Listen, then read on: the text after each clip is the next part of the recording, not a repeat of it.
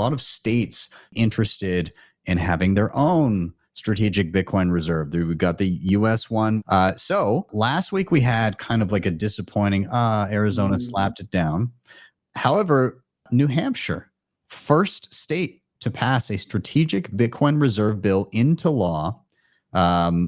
Pretty wild to see. I was kind of worried that we are going to get a whole bunch of slapdowns initially, and then the time would be later. But now the precedent has been set. New Hampshire, again, first state to pass a strategic Bitcoin reserve bill into law. And this one comes with some nuance, and maybe I'll get you to dive into it. But funny enough, after slapping it down, Arizona signs strategic Bitcoin reserve into law.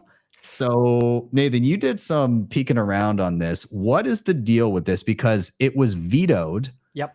And now it's signed into law. So what the hell is the difference? Why would they approve this one but not? There were multiples. So what's going on? Arizona really missed the boat on this one because they had the opportunity to be first as well too. But essentially there were two bills that were moving through, and they struck down the first one that would have allowed them to allocate, I believe, 10% of like the state's kind of coffers towards a Bitcoin position. The second one that they moved through, I've got it here, that essentially she rejected the first one, citing it as untested.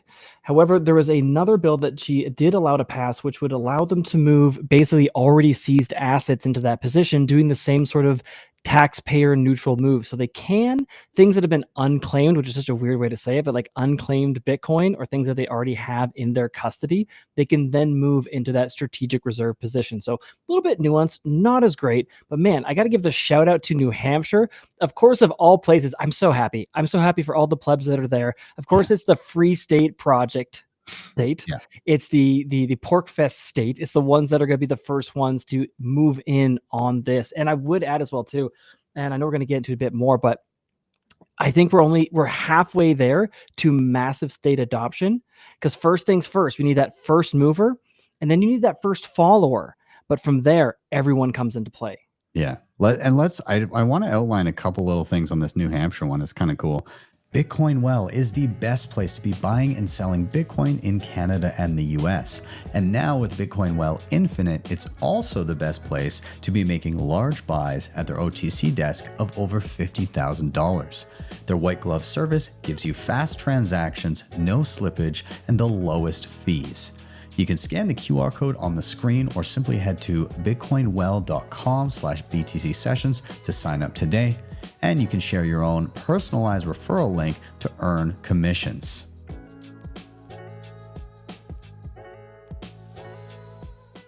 So this is what the bill actually delivers. So it lets the treasurer buy Bitcoin. It says it authorizes reserve purchases of Bitcoin or any digital asset with a market cap above $500 billion, which today it's only Bitcoin. Then it says it caps holdings at 5% of the total state funds. And then it says it mandates robust U.S. regulated custody. Assets must be held in state-controlled multi-sig with a qualified custodian or through U.S. exchange-traded product, maximizing security and transparency. Now, I'll say that exchange-traded product, multi-sig thing, better. With a qualified custodian, I don't know, it'd be pretty sweet if New Hampshire could just hold their multi-sig strategically. That'd be pretty good. And this takes effect 60 days after passage. So pretty even cool. On that note, I just got to throw out there, New Hampshire, if you're looking for someone to help you with that multi-sig, Mentor Ed is living there. One of our great guys. He can definitely set that up. There you I go. couldn't help but notice that 5% as well there too. It looks like somebody's been listening to BlackRock. Yeah, exactly. There's a common thread here that's going on. Now, these are the only two states. There's more ground been made in Texas. Texas just passed the reserve bill out of the House committee. They are this close to being third in line. And last week we took a look at the state reserve race. Here's that page again. Before there was nothing in the enacted. Now we got two, Arizona and New Hampshire. And then these are the other Arizona bills that were there. And then Texas right behind. So they've moved on to Chamber 2 and it just needs to be enacted. So basically vote here and then and then they've got either a veto or not, right? Yep. North Carolina, not far behind. They're at committee too. And then we've got all these other bills that are just waiting to move on. Of course, there haven't been all successes. You can see some of the ones that were stopped dead in their tracks earlier on. But now that precedent has been set, I have a feeling that we're going to be seeing a whole lot more people making it to the finish line here, or states making it to the finish line here, which is interesting. Now, you brought up, it's not just the states that are looking at this stuff. There's been some other interesting. Our favorite world gallivanter, who's been on the run there, Nathan? Yes, the Pied Piper of Bitcoin, Mr. Samson Mao, has been traveling the world and getting everybody to follow him. He's been hanging out with a number of different countries, including Japan, which you've got pulled up there as well. Yeah, so he met with the Bank of Japan, their second meeting. The first one is in 2024 with Adam Back, who was recently on the show, actually. Met with the Ministry of Finance. I'm not sure what diet member means, but Means they're trying to lose weight, but thank you. Yeah, exactly. Vice Minister of Justice. So he's been making some moves in Japan there. Also, looks like Taiwan again, Bitcoin reserve strategy being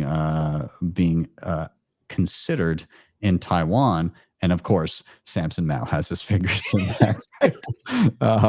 Yeah. So again, he posted this. Taiwan is moving towards a Bitcoin strategy. He met with a legislator, Ju Chun Ko, to discuss the possibility of adding Bitcoin to the nation's financial reserves.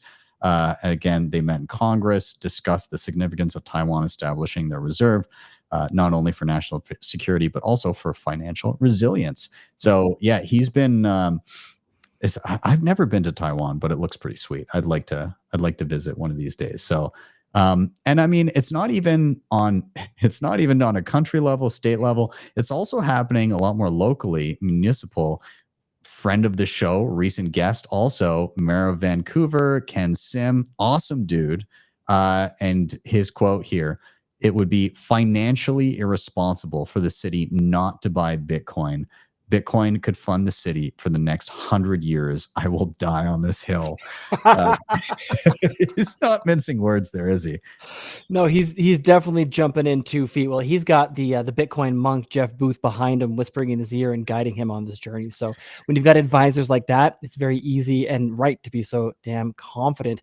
The other thing, even jumping back to Japan and Taiwan, there's 2 things that I didn't necessarily see mentioned there that I think are major influences on what's going on. And I think as to the likelihood of they get on board, and we have the kind of Asian adoption Bitcoin boom, is one, Japan Metaplanet. I feel like they're kind of like another case study, the same way that MicroStrategy was for the US. So with their success, you can't help but think that the officials, again, governments are just people. They're also greedy too. You can't help but see that success and maybe think that there's something there. And the other one is, correct me if I'm wrong, Ben, but doesn't Taiwan make a whole bunch of chips? Wouldn't this be a wonderful place to maybe get into the mining side of things if you've got access to the foundries and the ASICs kind of on hand? Them not being involved with Bitcoin based on some of their major industries seems like a huge missed opportunity. Yeah, 100%. I think that all of these things, again, to harken back to the earlier conversation, all of these things, whether or not these entities are friendly or straight up enemies, it's just making Bitcoin stronger and better for yourself. So if you do like the people that are stacking sats, you should probably stack more sats. If you don't like the people that are stacking sats, you should probably stack more sats. Bitcoin Well is the best place to be buying and selling Bitcoin in Canada and the US.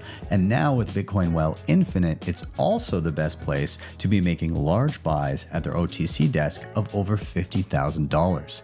Their white glove service gives you fast transactions, no slippage, and the lowest fees. You can scan the QR code on the screen or simply head to bitcoinwell.com/BTC sessions to sign up today. And you can share your own personalized referral link to earn commissions.